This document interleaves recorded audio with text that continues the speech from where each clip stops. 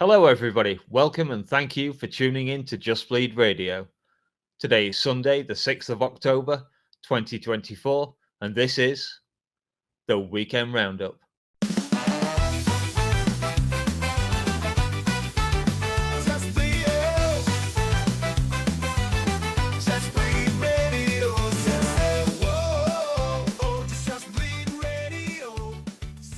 Hey up, you bleeders. Welcome to episode 24 of the Weekend Roundup. I hope, as I did last night, you all have your orange juice ready for this discussion about yesterday's UFC 307 that took place in the Crossroads of the West, Salt Lake City last night.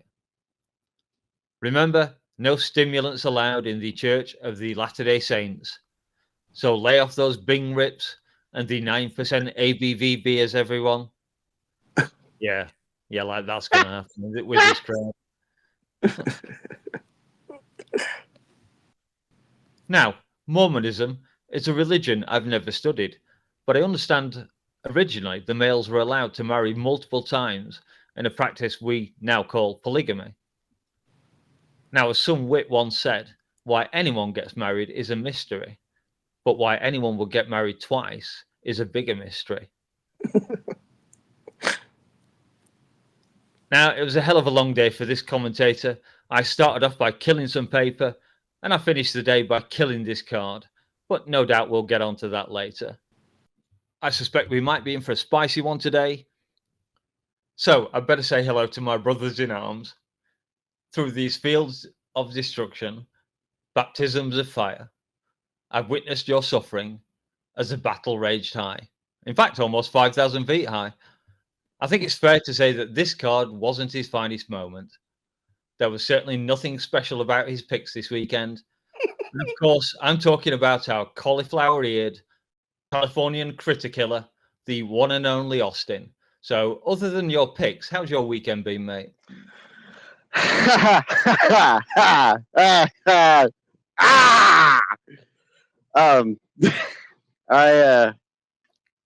Needless to say, my judgment was not the best on the card, but I enjoyed the fights. I ended up having the youngest this weekend. Just me and her were at the house. I was in and out with her and her friends, watching, trying to catch the fights when I could. But I enjoyed the weekend. As is, everyone's back at the house now. The wife and the two older boys got home last night from a concert, and I ended up watching all the fights and rewatched them this morning. I'm still pissed, but I'm doing better than I was last night, because I was a mess. I'm gonna be honest. I did not enjoy this night, but I did enjoy some of the fights, and we'll get into that later. No doubt. He's from the birthplace of aviation, but he only just managed a safe landing on that card. His state's drink is tomato juice, but I suspect today he'd rather make it a Bloody Mary. With God, all things are possible, which is why he's here with us tonight. It's everyone's favourite Bing-ripping Buckeye. It's Lazybed. How's life treating you, Lazy? Oh, man, some nice little Ohio fun facts there. Didn't see that coming. I'm doing pretty good. Nah, not too bad. Picks could have gone a little bit better, but they also could have gone a little bit worse. Shout out to Austin. But yeah, knock. All I gotta say is knock knock. Who's there? It's not a Mormon or a Latter-day Saint. It's my high ass, and I'm ready to fucking go. Let's do this. Good. As always, we have Super Dave on the ones and twos, faithfully supported by Just Bleed Radio's much-loved mascot, Shattery. So smash that like button, and with the introductions done, we'd better go on with the show because there's quite a lot to talk about.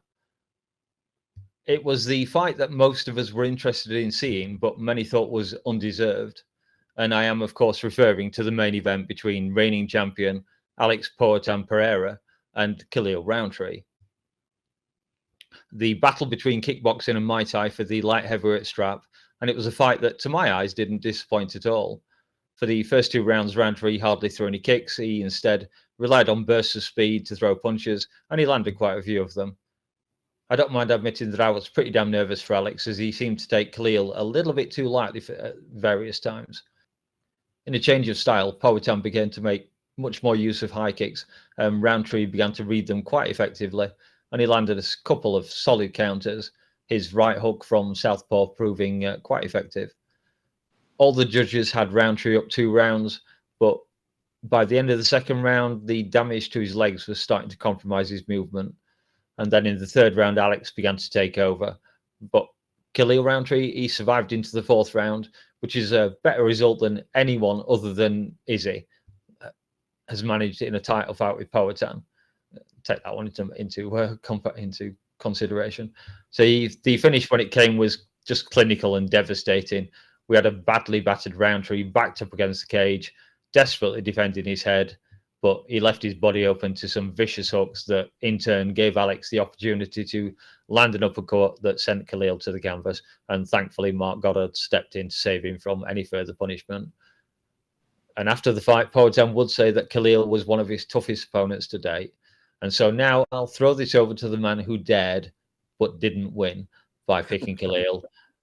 So, Austin, what do you think of the fight, and how impressed were you with Khalil's performance?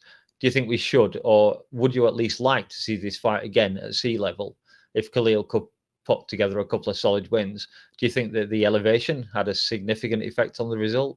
And either way, who would you like to see him face next? What next for Khalil after a suitable period of rest, of course? Yeah, no. Look, I fucking shit. I hate this part so much because I am a man. I am proud of myself for even wanting to pick Khalil because everything told me to pick against him. But I'm gonna be honest, I picked with my emotions on this one. I picked because I like who he is as a person. I like the journey that he was on. I liked everything that was going on with his fights prior.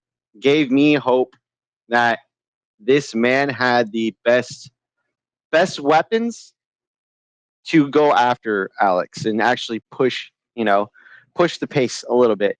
And my initial thought on the fight, dude, he fucking punched up a weight class on this one, and God fucking bless him for it. He shouldn't have been there, but guess what? He's the one that actually gave Alex his toughest fight and nearly fucking finished him 3 fucking times. That first push kick that Alex threw out right at the bat, if he was a fucking wrestler, he would have immediately jumped on his back and either looked for a submission, some kind of a rear naked choke, or at a bare minimum jumped on him and fucking started hammering him with fucking like side punches and hammer fists. If he had that and chose to stand up, said, no, I'm going to try to stand and beg with this motherfucker. And he almost did the fucking thing.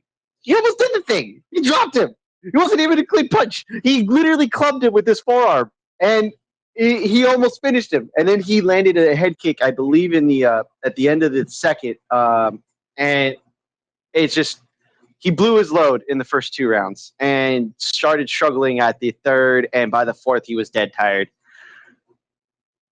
Powhatan basically waited the storm, and you can just tell his veteran savvy in 5-round fights with Israel played into this, where he's just like, all right, I'm going to just pick and choose my moments. I'm not going to let him control the pace. I'm going to throw when I have to.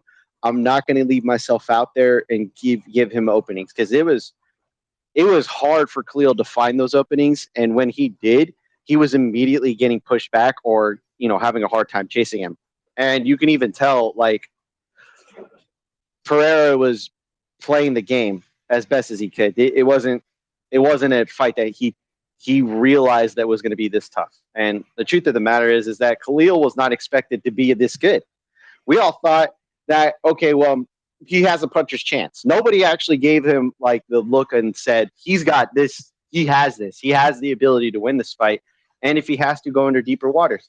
To your question about the elevation, yeah, I think it did play into it, because what happens when you see big guys fight at elevation? They tend to gas a lot quicker. Powhatan's probably the exception, but he didn't really try to throw the kitchen sink at him in the first 2-3 rounds. Just very quickly, Austin, Powhatan moved there a month ago. Oh, he did. Okay, so he was elevated or ready for the elevation, more or less, right? Oh, Yeah, Tom was, yeah. that makes more sense. Which, if that's the case, I feel like when they book for this type of fight or this type of elevation, I think that should be policy for all fighters, like Mexico City, uh, Colorado, uh, uh, and now the. I'm sorry, they were in Utah, right? But like, where specifically? Salt Lake City, right? So I feel like that should be policy for now, just to like, hey, if we're gonna have an event here, let's just move everybody there for a month, so that way you're acclimated and there's no excuses to like people gassing, which could have been something that happened in the second, in the co-main event as well as in the Aldo fight, but neither here nor there. As far as who I would like to see Roundtree fight next, I want to see him against uh, oh God, what's his name? Um, I am blanking on a name right now. This is terrible. I'm so passionate about the fight. No, he should take on Jamal Hill. That would be rebook that fight for whenever Hill. If Hill has to take a fight beforehand, fine, sure, whatever. I would like to see him and Jamal Hill, Yeah, so that way he maintains his position as far as a top level fighter in this division. And I would love to see that fight again, to be honest with this, because I thought Khalil was punching up out of his weight class, but he did it. He almost did the thing. I honestly give him an opportunity if this is at elevation, or even if this is at elevation next time. He'll be ready. I know that much, but I would like to see the fight again. And if he gets one or two more wins outside and beats top 10 fighters emphatically, I have no issue with them giving him another shot. Cool. Okay, and to Lazy, your thoughts on the fight? What did you think about Alex saying he's happy at light heavyweight, and he says he's not going to go after DDP at the moment because his training partner Sean Strickland, he referred to him as training partner, has that fight lined up, and he's also showed no interest in moving up to heavyweight, which certainly pleased me because it slams the door to that fight firmly in John Jones's face. Now, it seems highly likely that Ankalaev will get the next title shot. And whilst everyone's saying it's going to be a tough fight for Poatan, can't help but notice the only submission result on Magomed's record is that last second loss to Paul Craig. And this guy has said he wants to do the man dance with Alex. Now, obviously, it's a serious threat. I think he's got about 10 KOs or something like that. But I don't think anyone's going to argue that he's a better striker than Poatan.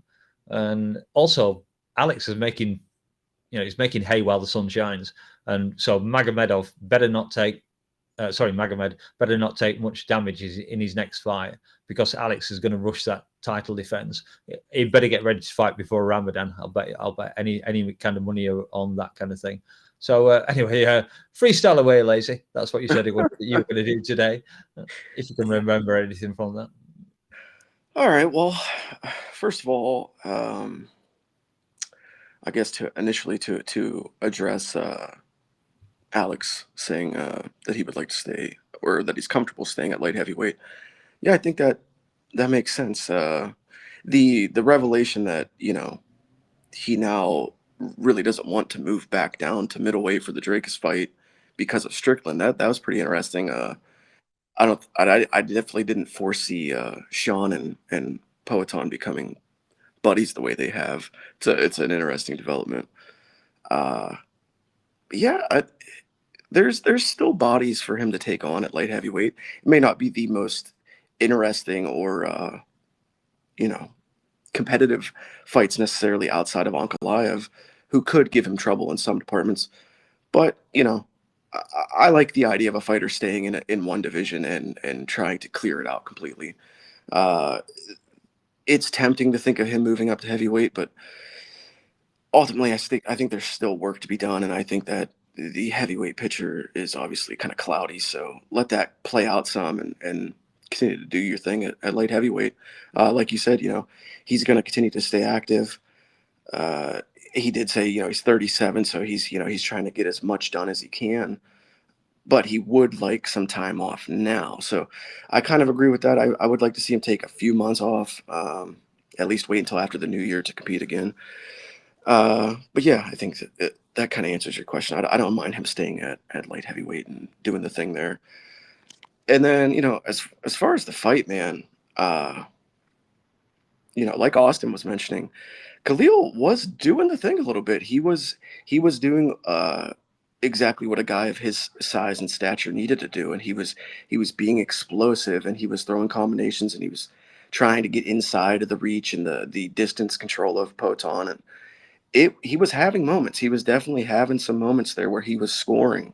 Uh, I'm just surprised he didn't make it more of his kick game, because he did land a really, really solid body kick on Poatan at some point. I think maybe the third round, or might have been the second. I can't remember. yeah, And yeah. it looked like it hurt Alex. Hmm. So, Yeah, he did kind of when he backed up against the cage for that brief moment. Yeah, I remember that.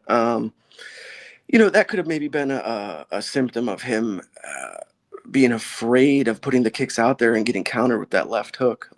yeah. That's definitely a possibility. Speaking of kicks, though, all credit and kudos to Alex, and I brought this up on Luke's live chat. Um, Great ability to adapt to the southpaw stance of Khalil and still throw that calf kick and have tons and tons of success. Like that move, that calf kick of Pereira might be the biggest equalizer and just money move in MMA right now. Like to take the wheels off of somebody who needs the explosion and needs the footwork and the athleticism that was gonna lead Khalil to victory here. Just a smart technique and a smart thing to do. And he didn't just do it to him, he does it to everybody. And I mean, he was kicking the fucking ever living shit out of that leg. But uh, I don't want to go too long. So but really just say, I've never seen nothing quite like that beat down in the fourth round. That was like a horror movie. That was horrendous. Uh, that proverbial crimson mask on Roundtree's face. Oh my God, like nasty. And then also, you guys already touched on those incredible body shots to end it. To not really have gone to the body the entire fight, and then in that moment to have that patience and the wherewithal to dig to the body with two fucking vicious hooks. Oh God, like I'm guessing a left hook to the liver feels about as well, actually probably feels a lot worse than a left hook to the chin. yeah. I mean, you're battering the shit out of his face, and he's not really going down. That's a smart move to dig to the body like that. So, just veteran savvy and the patience of Pereira that he really showed in this fight to kind of he was like a lion on the prowl hunting a wounded wildebeest in that fourth round, and just fucking beautiful. Absolutely loved it. I like Khalil. I mean, he's a good guy. He's got a good story. But Austin said it. You were punching up here. You were shooting for the stars, and you may have still landed amongst them. But I mean, these things happen. And then the last thing I want to mention, I had said it beforehand on the Discord. I believe this was the day before the fights that I had watched some of the media day stuff of Alex, and it sounded like he might have been a little bit sick or under the weather coming in. He sounded kind of hoarse, a little bit raspy.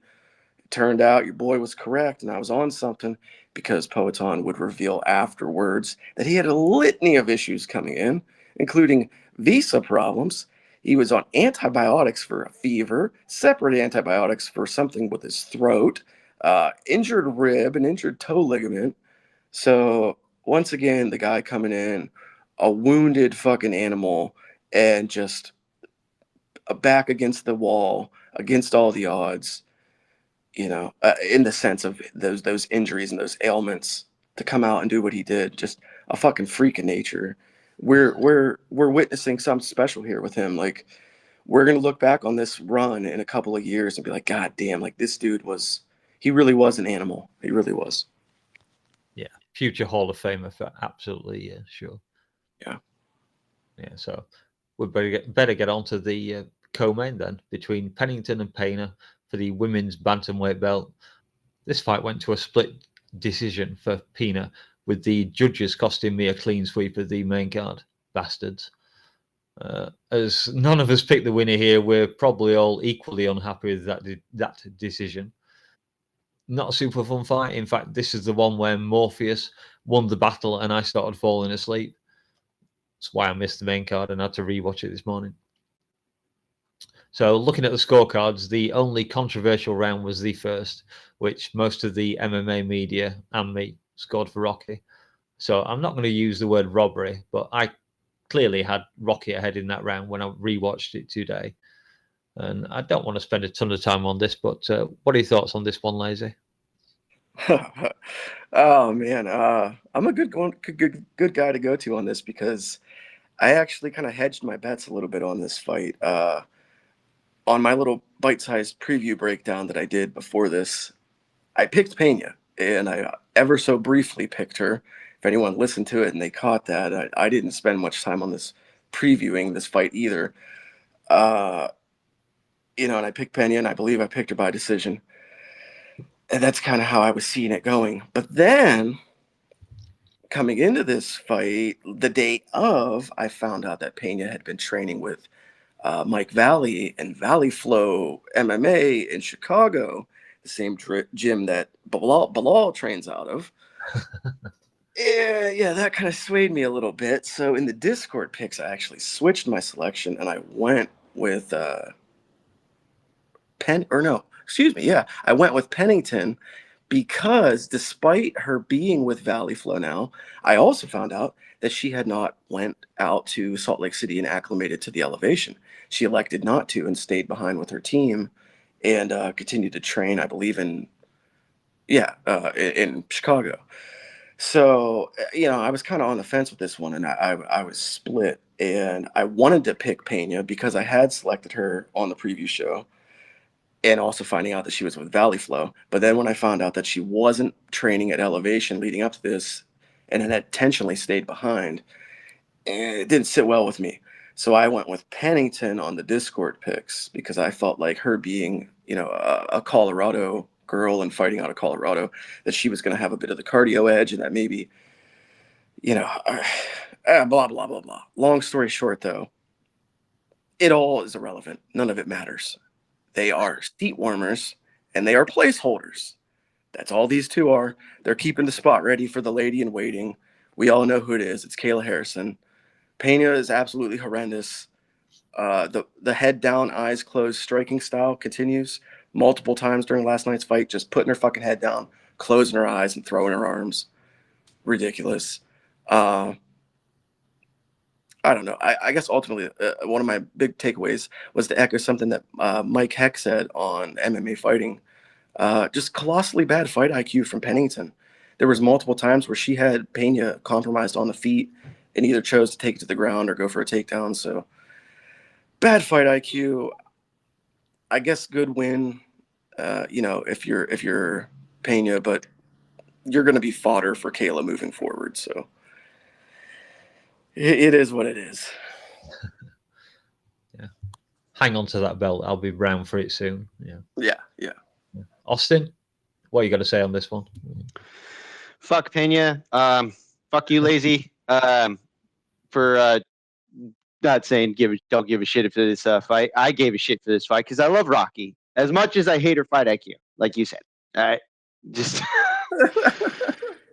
God, like you fucking. She had the fight. She won the fight, in my opinion. She did more damage, and when she was actually hurting her, she was controlling the fight after that. Yes, she did get clipped herself a couple of times, but not wobbled, not stunned. She was getting countered occasionally because she would rush in after she would like land a good combination.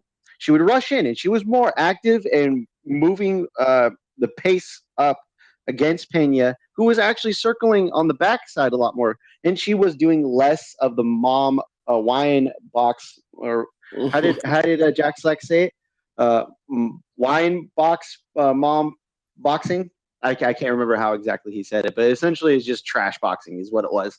And the truth of the matter is that you are correct that it's whoever holds the belt after this fight, whoever would have won was just holding the belt until Kayla Harrison comes in. But guess what? That should have been fucking Pena.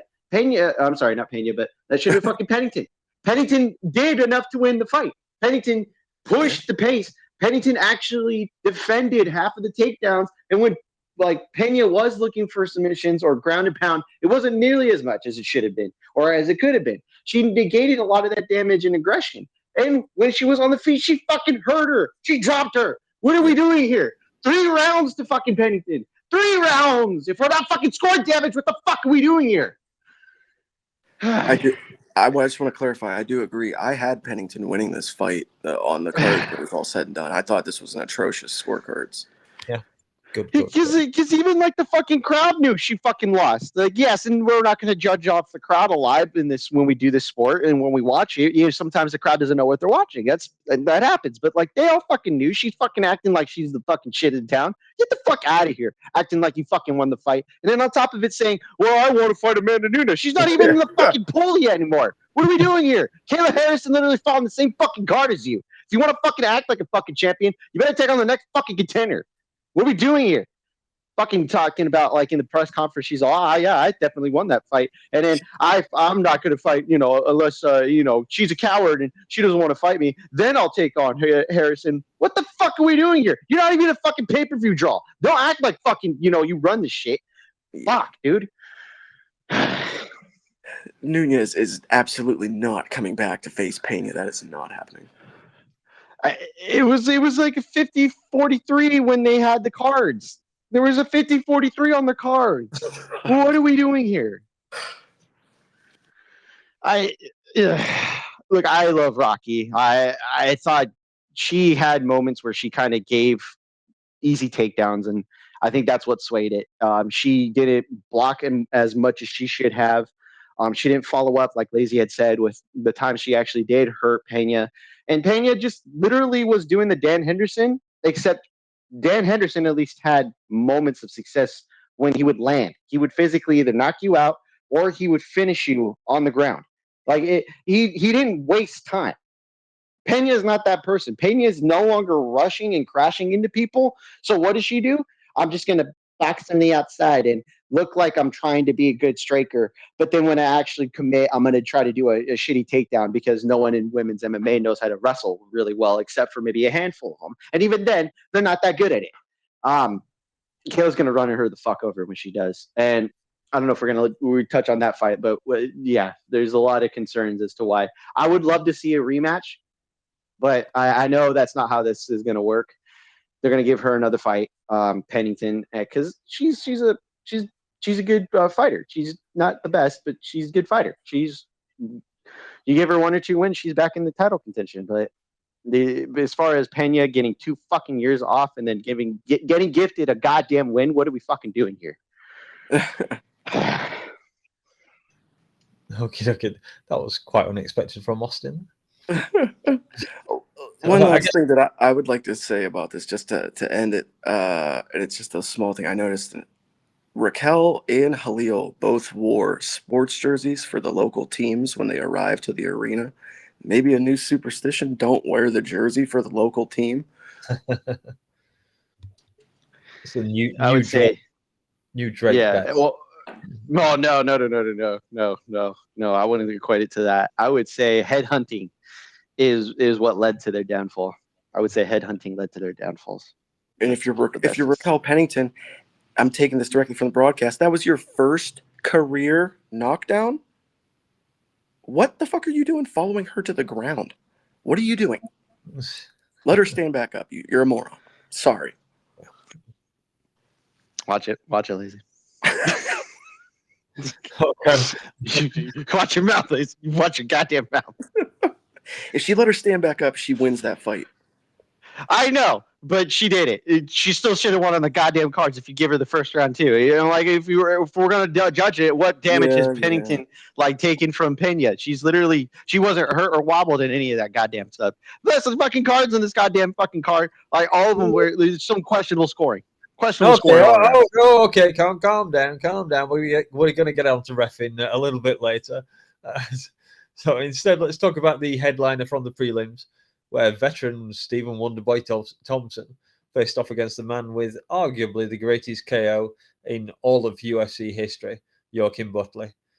And I noticed none of us went for Wonderboy, but this was the underdog I wanted to pick. And after two rounds, I was starting to wish I'd gone for this crafty veteran. And this is funny because Buckley said that this wouldn't be a difficult fight for him, but Wonderboy looked absolutely fantastic for the first 2 rounds. Mm-hmm. Buckley had that really impressive takedown where he picked Wonderboy up and threw him down, but Wonderboy just got back up. And then once he got back into the center of the cage, it was starting to land well on Buckley, and he just couldn't seem to get his own range sorted. And then, interestingly, point here, Sal D'Amato was the only judge not to give Wonderboy one of those rounds. So I'm calling him out on that one. That was a bad one, Sal. And the 3rd round, though, another spectacular KO from Buckley. And it's only the 2nd time in his MMA career that Wonderboy has had his lights turned out. And so, Austin, thoughts on this one? Is it time for Wonderboy to hang up the gloves? Were you disappointed to not see him taking them off and joining Carla in retirement? No, because he looked decent. It wasn't like he was looking terrible. He looked slower than he usually does. His athleticism still showed up. His timing was still great. He had almost like a picture perfect opponent for his fight style to match up with. Joaquin's shorter. Joaquin throws heavy, and Joaquin isn't the best at blocking as of yet. And the interesting thing is that Joaquin didn't wrestle the way I thought he would. He kind of looked like to try to stand and then desperate grappling exchanges, which to me, like Wonderboy is still decent at blocking, but you could tell he's older. He's not the same guy he was when he first entered the UFC, right? I mean, hell, when he faced, you know, Gilbert Burns barely really tried to exchange with him on the feet as much as he tried to just smother him, right? And I thought that was going to be the same game plan coming into this for Joaquin Buckley, but except Buckley took the dangerous route of trying to exchange with him at range, which I thought was insane and asinine to think of as a concept to fight Wonderboy, because that's what you want to do, you know.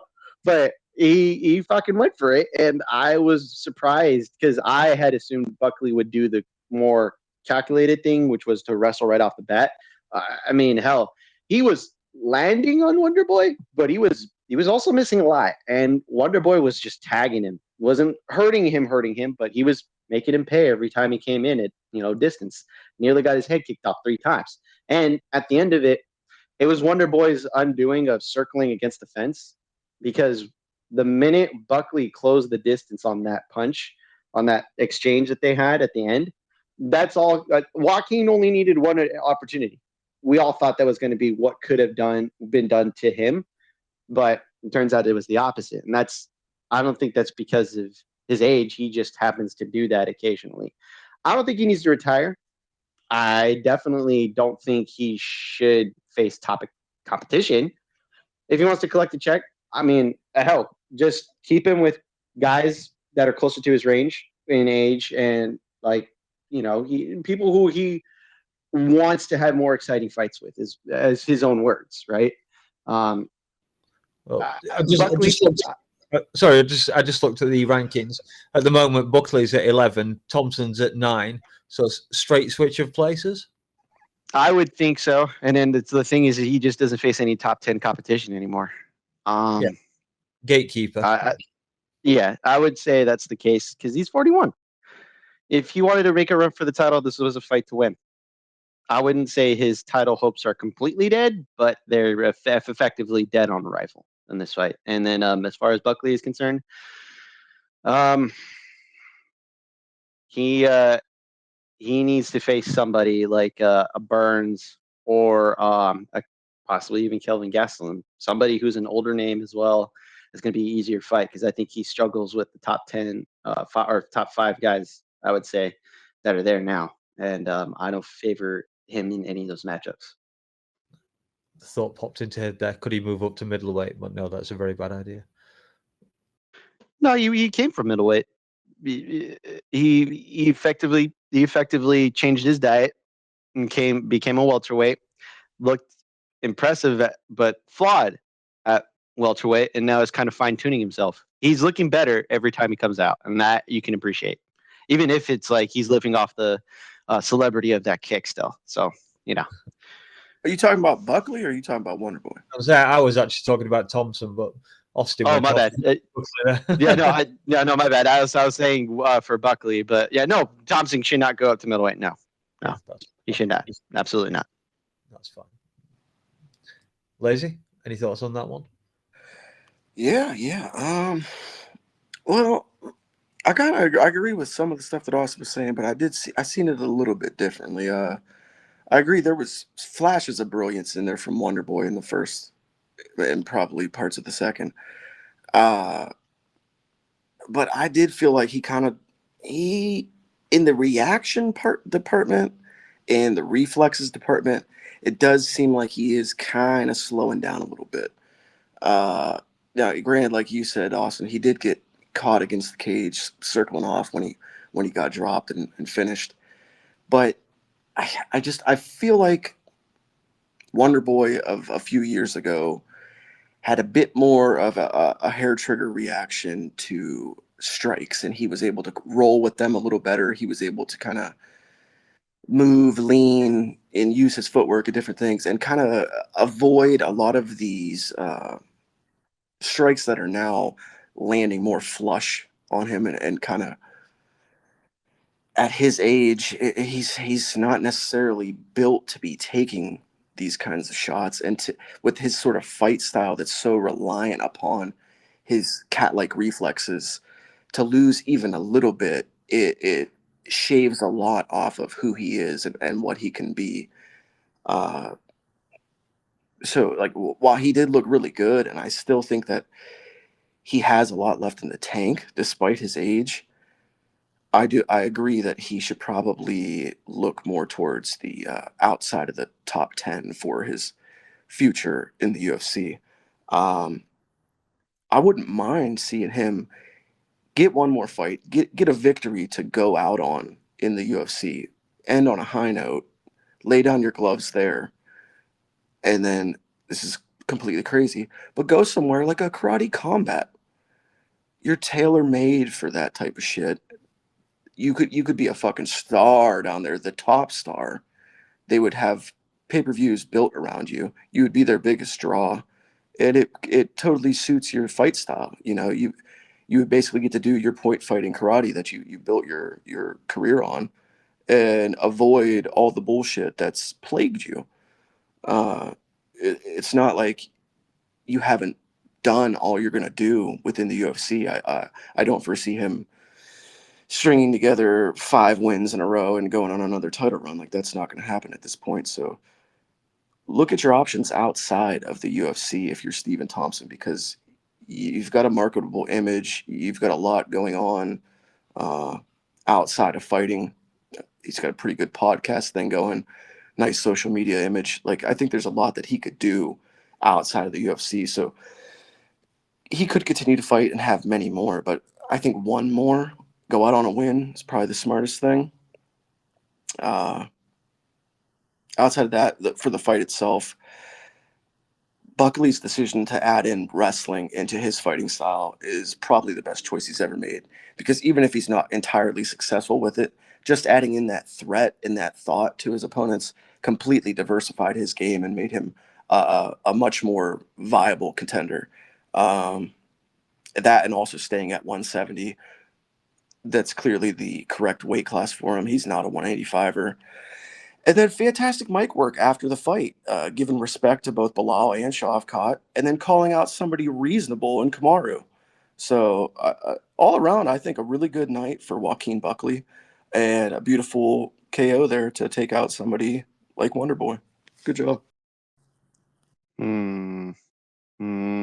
You think you think Bilal decides to go with Shavkat, or the UFC decides to go with Shavkat over Kamara, though? I think that's what dictates this one from whether or not it happens.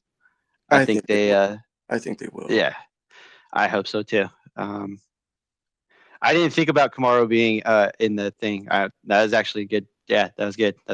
I was like thinking, no, he's not going to be in that conversation with him. And then thinking about it, I'm like, oh wait, no, he that is a possibility now. Yeah, because he's 5, right? 5 win streak. Might be 6 now. Yes, I think it might be. Yeah. All right, good, cool.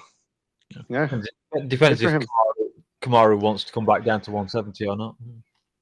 Oh no, yeah. The conversation is whether or not he's getting the next title shot. If you ask any of the UFC broadcast, or therefore anybody who's associated with the ESPN UFC broadcast. I just mentioned it, and she's the women's MMA vet. Carla Esparza hung her gloves up last night.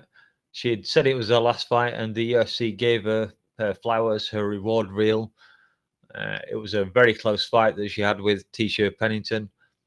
I said after it was over, you can look in the Discord for evidence. I said it was going to be a split decision win for Tisha Pennington, and it was. And I didn't actually see the reel, so I'm just going to throw this one open to whichever one of you two wants to take it. I can go here. Yeah, I don't mind saying something, a little something here. Well, I will say I had Tisha Torres winning the fight. I thought she was the rightful winner. That's first thing. As far as Carla Esparza goes, love her or hate her, she is a woman who had a career filled with accomplishments, filled with accolades. Former tough winner, I believe 2-time strawweight champion. All accomplishments that I think that a lot of people maybe didn't think she was capable of coming in, because she was always on the smaller end and a bit undersized, and being someone that primarily utilized her wrestling, it seemed, a weird mix. You got this tiny little cookie monster, and she's a heavy wrestler, so it was a bit strange coming in. But hey, all the power to her. She was able to use her strengths and her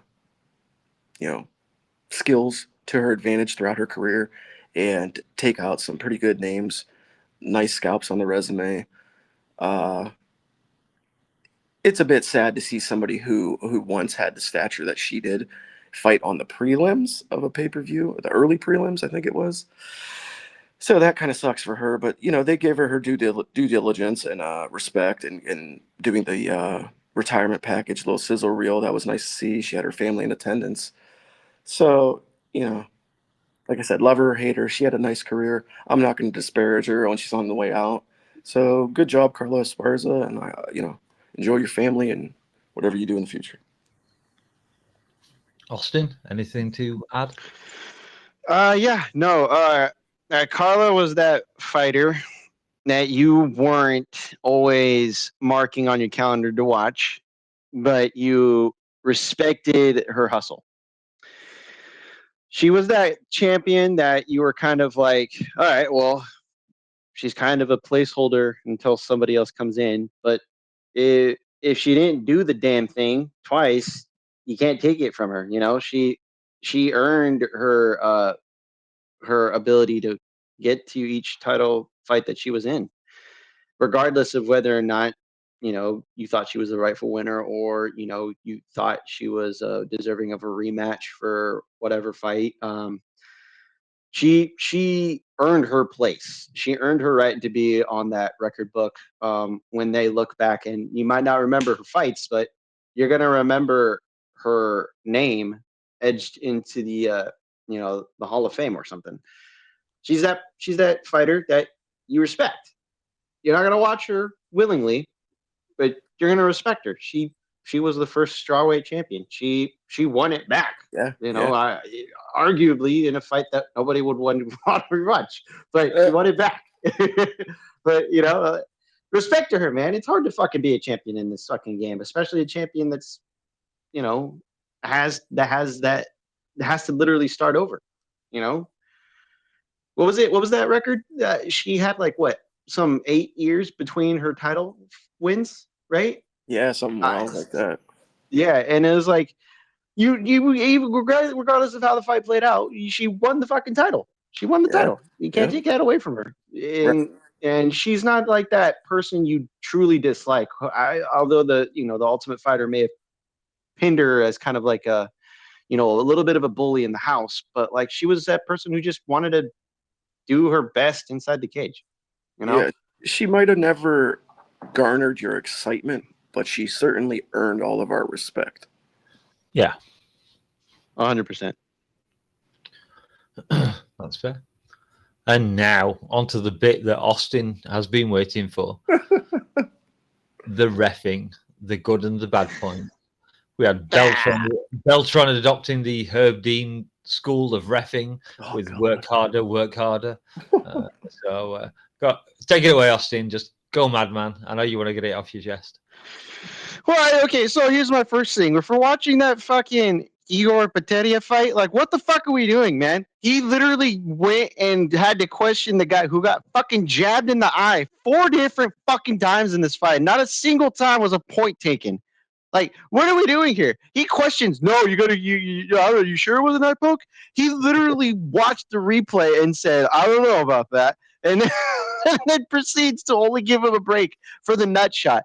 And it's like, yeah, no shit, dude. Almeida's out here trying to fucking cheat every fucking which way. He was trying to fucking rake his eyes at one point, and we're gonna be out here wondering, like, bro, are we even watching the same fucking fight? What are we doing here? And he fucking looks at him and questions him, the guy who got fucking poked in the eye, whether or not he's actually doing it for a bit or whatnot. Get the fuck out of here, dude. But no, he got that dude got taken out, and then Beltran of all people was just kind of like, oh, you know, trying to do his best Herb Dean impression, as Mouse said. Like, bro, come on, like, stop it. You're not even good at this job when you're not trying to imitate somebody else. Get out of here.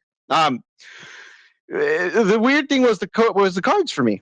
The officiating, I don't know about you, and I felt like this was a thing that was a prominent theme throughout the fight, was, you know, questionable scorecards, and it just like, I'm not going to say there was home cooking at all, because I don't believe that's always a thing. It's more like competent judges looking at the criteria and thinking they know better than everybody else. And I'm going to be honest, I felt like the criteria was not honored. Like, if we're looking at how these guys were scoring the rounds, it's like, okay, well, I can understand how so-and-so got this round. I can understand how so-and-so got this scorecard. I can understand, even if you're looking at, okay, I see where the value of how they're scoring is being applied. I just don't understand why it's not uniform. Like, if you're going to pick the old school criteria, and if you're going to look at, okay, I think that's how you should do it, understand something here. If it's not uniform throughout the entire fucking night, don't do it. Like, here's the truth. You can pick however you want to fucking score a fight, but be fucking consistent. Because the issue is if we're not going to fucking award damage, which is the current criteria, what the fuck are we doing here? Like in the Jose Aldo fight. Now, look, I'm not going to yell robbery. I thought the wrong guy won, but that's just me. If we're going to look at what we're seeing in the fight game as, okay, the criteria is damage, why are we not awarding damage? If we're looking at control and grappling as the thing you're scoring on, okay, fine. Then score that way the rest of the fucking night. What are we doing here? Just be consistent, and that's all we need. If you're not going to choose one, then pick one that fucking works. Like, that's we could go through this every fucking weekend where somebody applies the criteria wrong, and it's like, I would have less of an issue if they would just pick one. Because what we're supposed to be having is consistency in this fucking sport, because it's a sport. As much as people don't want to fucking believe it is a fucking sport. There are refs, there are judges, there's a scorekeeper, there's a timer, there's a goddamn commission. Fucking do your job. It's not that goddamn hard. You know, I think that a lot of it could be easily thwarted with some updated changes to the wording in the rule book to make things a little bit more clear for the judges. But I really think that they purposely keep things a bit ambiguous, because that ambiguity allows for the judges to have these shitty scorecards and to make bad decisions. It gives them the ability to dabble in that gray area, and they get a little bit of leeway. And if it looks like a close round and they've got to lean towards a certain fighter, they can make that call, and there's not really much anyone can say about it. I think that the judging was probably one of the wildest things of the night, though. It definitely has to be. Who did you mention earlier, Mouse, that what was it? Sal D'Amato gave a bad scorecard to somebody. Who? Sorry. Sal D'Amato gave somebody. Just let me have a quick look. Oh, it was in the Thompson fight. He didn't score a single round for right.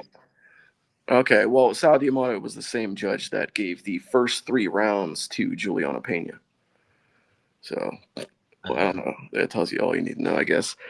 I wonder if we could have like ref cam, so that you can see where the ref's looking. It'd be amazing if you had the full heads-up display kind of thing linked in, so literally see where their eyes are looking and go, oh, look, he's scoring that now. Because they're supposed to be watching monitors, are they not? No, not all the commissions have that, right? No, yeah, not all of them have one. Yeah, they don't get monitors. They get to watch the fight from wherever the hell they're sitting, which is why. And some of them have monitors. Some commissions have monitors that you watch it on. I know that much. I don't remember how much of them have it or which one specifically. I know some have that because what was it? Joe Rogan was famously, caught like, oh, what's he looking at? He's not looking at the fight. It was, I think it was Sal. Yeah, it's like, well, there's either a monitor or there isn't a monitor. That again, consistency. Joe said last night, actually during the Aldo fight, that one of the judges wasn't even looking at the fight, and Conor McGregor of all people tweeted it out and quoted Joe and said that Joe said that one of the judges isn't even looking at the fight. Conor McGregor came to Jose Aldo's defense last night. It was bizarre. Yeah, he did. No, because he at least respects Aldo.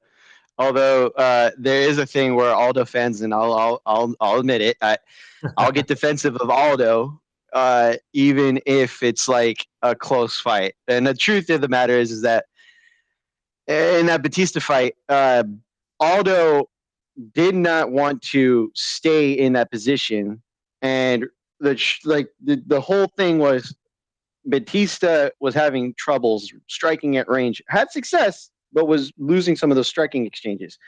When he kept him up against the cage, do you consider that control? And is that, would you, I'm going to ask you, Lazy, when someone keeps somebody else against the cage, would you consider that control, or is that just nullifying the action? Well, I mean, it depends, but ultimately control doesn't count for much unless it's control with damage. Now, I think you could debate, though, was he damaging? And then you can also debate, was he trying to advance position? Now, I'll say, I'll admit that maybe he wasn't necessarily causing damage in a lot of those clinch scenarios against the cage, but I do feel like he was trying to advance position. He was trying to take him down.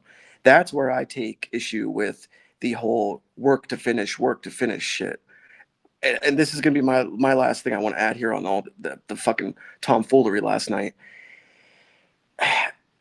Referees interjecting themselves into fights and helping to, or attempting to help to determine the outcome of the fight, is one of the 2 biggest epidemics in MMA right now, with the other one being fighters following their opponent to the ground after they hurt them and knock them down. Those are the 2 biggest problems in MMA right now. The problem is, though, if a referee just stands back and does nothing, they quite often get criticized for that as well. It's a fine line to walk, but I'm more of the mindset, like, if he's just holding him against the cage and he's not dropping down for a single or dropping down for a double, or you can't see the muscles in his back rippling as he's trying to get a trip or digging for underhooks, yeah, he's stalling. But if he's clearly fucking working for something to accomplish something, you can argue he's just wearing his gas tank out as much as anything else. Yeah, so it could be a double-edged sword. They could work against him. Like, I just don't like. I get you have people in the world like Luke who want referees to use the tools they're given and to move the fights along, and I also don't want fights to completely stall out and guys to be able to just. I remember the old days of the UFC with fucking endless rounds where they just laid on top of each other for fucking 20 minutes. I remember that. Yeah. You got to find a common ground and a middle ground. That's all I'm saying. No, I've only got very, very, very one quick point from me anyway. The good ref of the night was Mark Goddard, and this was one I picked up on the Discord from Dave, because it's when what's her name, the neck tattooed girl, You know that I love those.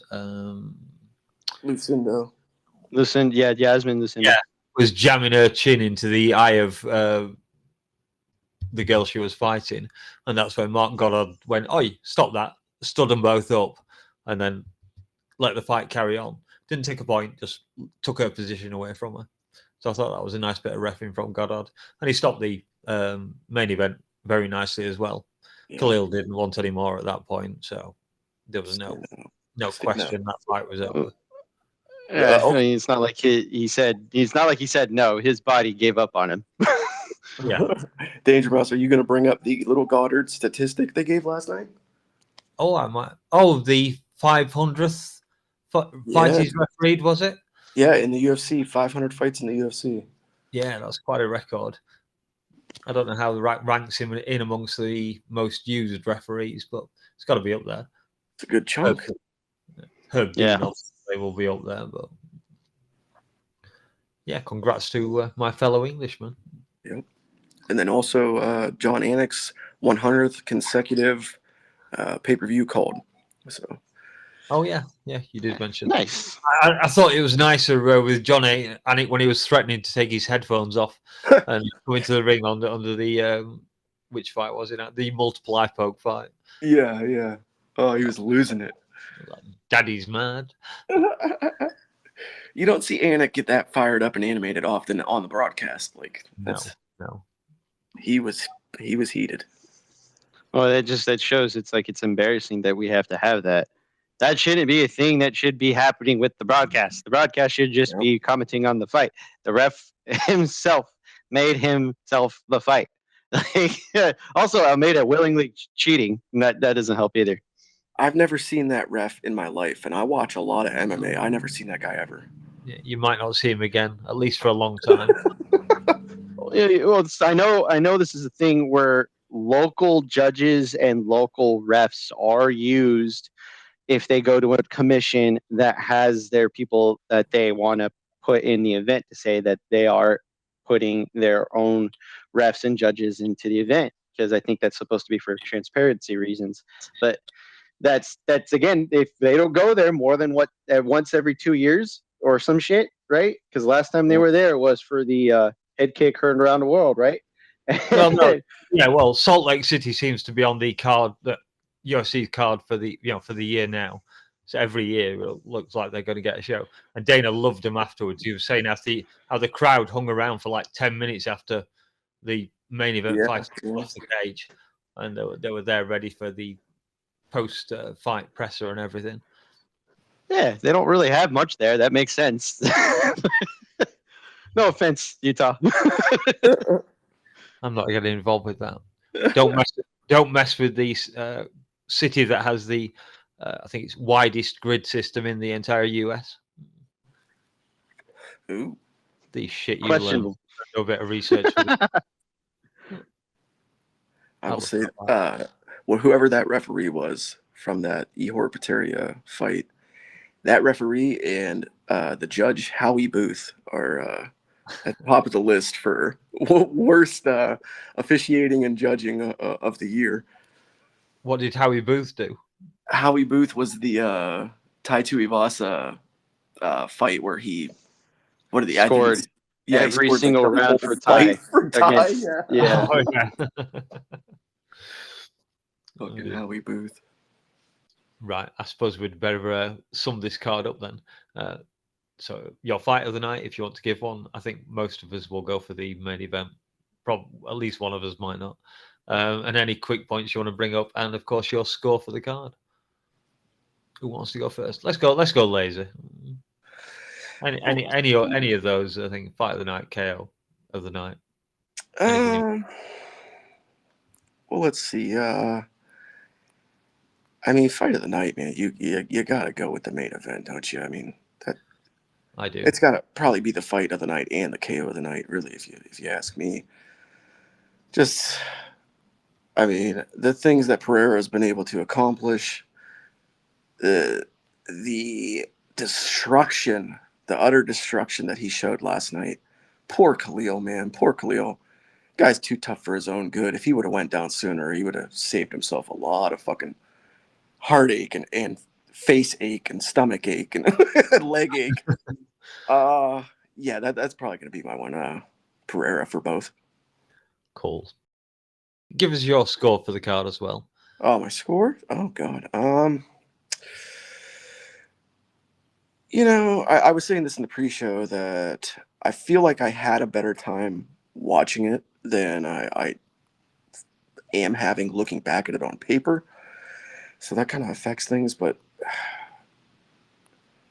I mean the main event was worth the price of admission alone. So I'm gonna be a bit generous, but not too generous. I'll give it a 7. Okay. And Austin, KO of the night, event of the night, fight of the night, and your score, of course. You can't really have a better KO than what Buckley did. I would say that would be the KO for me, just because it was vicious and it was clean. There wasn't a whole lot of afterthought to it. Wonder Boy was pretty much done as soon as it landed, and it was called soon after that. Fight of the night, yeah, I would say it is the main event just because it had ebbs and flows. It was trending one way and then started trending another, and there was some spontaneous points of contention in there, and kept you on the edge of your seat. I know I was yelling at the TV. Definitely the fight of the night. I would say a performance. If there is a performance that I was going to give credit to, I think Kayla, as much as the fight itself was not memorable, it was a decisive win and a hard fought win. I think she needed to have in order to show that she was here. Yes, it's Caitlin Vieira. She should have ran her over, but Caitlin Vieira, as I was reminded last night, was somebody who you just don't usually walk through. And I think she needed that to show that she is capable of having a tough fight and powering through it, which was, nice to see. As far as the overall scorecard for this event, I came in thinking, like a gymnastics score, that we could have had an 8.5. And I will tell you now, that is not what I'm going to give the score to. As I said, I had a hard time with this fight tonight, and I'm going to award it because of all of the misgivings of the scorecards, all of the interferences and non-interferences with the refs, and the outcomes. That doesn't help me, but I'm sorry, Salt Lake City. You fucking suck every time we fucking go there. That's just me. And not everybody else will have that preference, but I'm gonna give this a 5.5. Okay. Now, again, it's not because of individuals specifically. Performances from Potan and Kayla and all them, even like the broken rib for Kevin Holland and all that. I don't hate those people. I dislike one person in particular, and that's Pena. I press no judgment on your score for the card. That's totally up to you, Austin. I expected lower. I maybe expected lower, to be honest. You caught me in a better mood. I did say I was going to do this one scientifically, but I just haven't had time to go through it and score every fight individually. And like Lazy, it was the atmosphere for viewing this fight that was so good. I know we're all sat on computers around the world, but we were having a good time chatting with each other on the Discord, and there was alcohol involved, obviously. Sorry, Salt Lake City, and various other substances, no doubt. So yeah, it was a good one. I'm gonna go. Oh, how high can I go on this one? I really enjoyed it. I'm gonna go 8. I was going to go 7.5, but I'm going to go slightly higher. And in fact, no, tell you what, I'll just stick to my traditional kind of shtick and go 7.75 on this one. It's not bad. Yeah. I'll say, would this be a good time to mention the results that we had amongst the entire team here for the picks? Oh, go ahead. We might as well. You've brought them up before, and you daddled them over me. Might as well put me in the corner. Why not? Shall we go from bottom to top or top to bottom? Which do you fancy, Austin? Dealer's choice. It's like a woman. He won't pick a meal. All right, we will start with Austin then, who cleared this card up with an amazing, what was it, 2 out of 12 fights that you've picked correctly on. I believe it was 3. 3 out of 12. Let me just check my notes. Oh, sorry. Yes, you're correct, Austin. Yeah, it was 3 out of 12. Give me that at least. Yeah, I tried robbing your one there. I got my own. I won't go there. And then in third place, we had our Grandmaster Dave, our editor supreme, who split the card evenly, 6-6. Only got 2 out of the main card. All the rest were from the prelims. Then it was Lazy, who nipped in front of him by 1 pick. 3 picks correct on the main card, and the other 4 picks on the prelims, of course. And then standardly middle of the road there.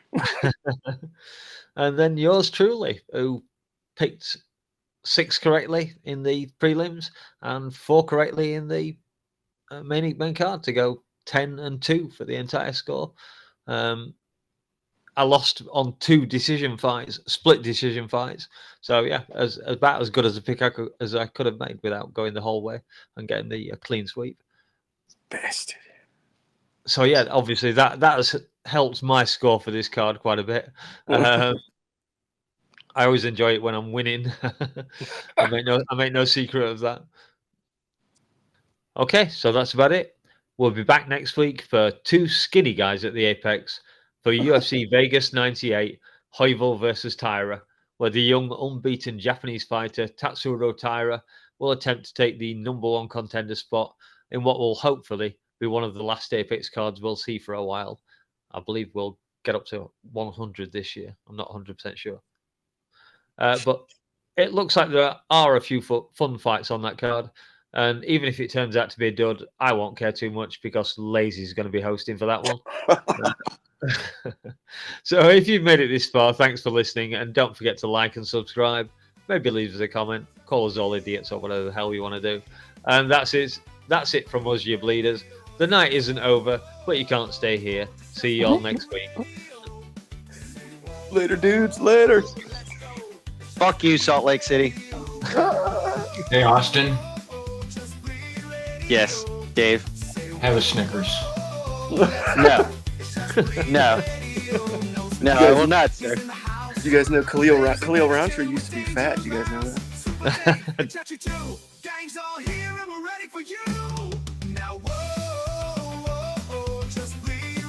Drinky Mouse, get it together, man. Pull yourself together. I honestly haven't even started on the orange juice yet. I swear. Are you sure that's not a mimosa in your hand? You ain't never getting out of these fields of destruction.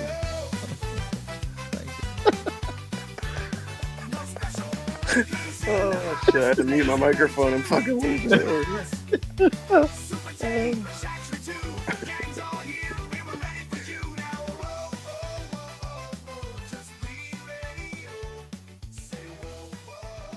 Also, fuck your dirty money, Dave. Why are you calling it dirty money?